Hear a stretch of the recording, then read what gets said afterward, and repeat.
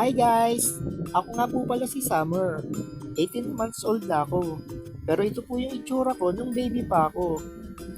Yung pagpunta ko dito sa Ugong, Pasig City. Ito nga pala guys ang mami ko.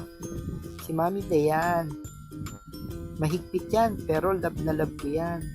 Kasi love na love niya ako. Ito naman ang daddy ko, si Daddy Tantan.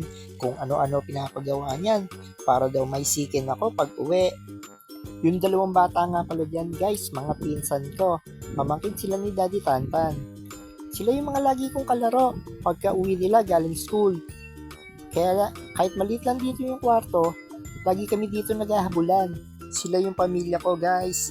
Kaya masaya ako kasi sila yung family ko.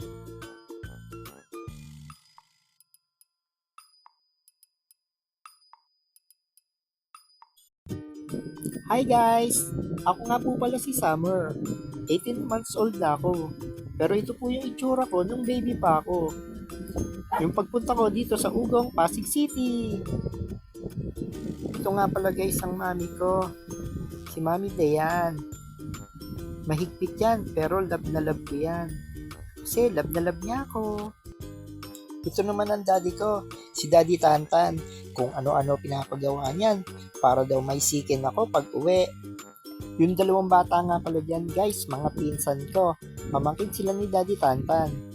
Sila yung mga lagi kong kalaro pagka uwi nila galing school. Kaya kahit maliit lang dito yung kwarto, lagi kami dito naghahabulan. Sila yung pamilya ko guys. Kaya masaya ako kasi sila yung family ko.